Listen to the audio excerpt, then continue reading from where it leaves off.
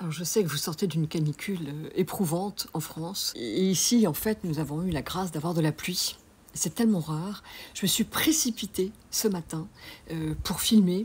Et c'est très étonnant pour nous d'avoir cette qualité de couleur verte, vert foncé, des feuilles. Et d'avoir un sol qui est presque rouge. Nous avons mis une couche très épaisse de matière organique triturée pour ne jamais laisser la terre nue, retenir l'humidité et aussi participer à la création d'une terre riche où les champignons poussent pendant que les vers de terre travaillent et que les oiseaux chantent aussi. Et ce petit-là va nous accompagner pendant toute notre balade.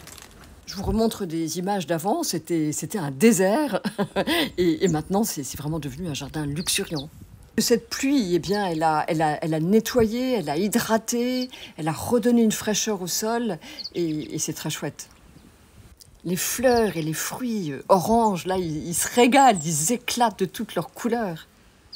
Et voilà, et les guanabanas magnifiques, ça nettoie tout, ça enlève toute la cochenille, ça enlève, parce qu'on a beaucoup de cochenille ici, donc ça purifie tout. On a compté qu'il y avait, sur un guanabana, qu'il y avait 24 fruits.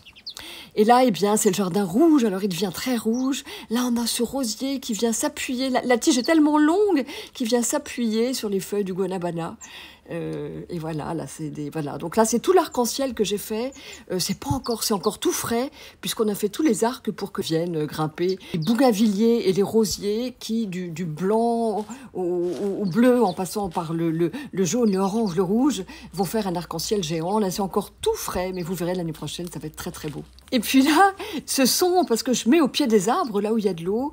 Regardez, là, je vous ai fait un gros plan d'une pastèque. Elle est toute petite et toute velue encore. Et là, ça pousse. Quand il pleut, c'est fou. Et des melons qui sont aussi énormes. Regardez la taille des melons, c'est énorme. Ils sont très gros. Voilà, ça c'est très beau. Et puis j'ai des courgettes aussi. Et celle-là, voilà, celle-là, je l'ai croquée. Je l'ai croquée pendant le voyage. Et tout ça pousse au pied des manguiers, hein, bien sûr, au pied des arbres. Là, on voit aussi au pied de la mangue, il y en a encore plein. Là, c'est le jardin bleu. Il est très beau, regardez ce ciel nuageux, c'est très rare pour nous, mais c'est très beau, ça intensifie vraiment toutes les couleurs. Et puis, bien sûr, toujours les bassins qui sont partout dans la finca. Là, le jardin rouge. Et les couleurs au cœur des bassins, eh bien, elles suivent les arcs-en-ciel, d'un côté dans l'allée des guanabanas et des mangues, et de l'autre côté, un arc-en-ciel d'hibiscus. Voilà. Et là aussi, j'ai fait un chemin, aussi arc-en-ciel, près du jardin rouge. Ça va vers le rose. Et puis regardez, j'ai fait un chemin d'hibiscus, il y a à peu près une centaine d'hibiscus pour border ce chemin. Donc là, encore une fois, c'est tout petit. Vous verrez, l'année prochaine, normalement, ils devraient se rejoindre. Être de la taille de ces arbres à caramel, regardez, là, qui se rejoignent et qui font une vraie clairière. Et voilà. Et puis, j'ai pensé que je vous montrais aussi des images que j'ai tournées à cheval avec Reina, qui est une compagne formidable pour voir la finca d'un peu plus haut. Là, j'ai pas réussi parce que je suis pas assez bonne cavalière à accueillir ce guanabana. Filmer d'une main et diriger Reina de l'autre, c'était déjà un exploit pour moi. Et voilà, là on voit d'en haut, c'est très beau.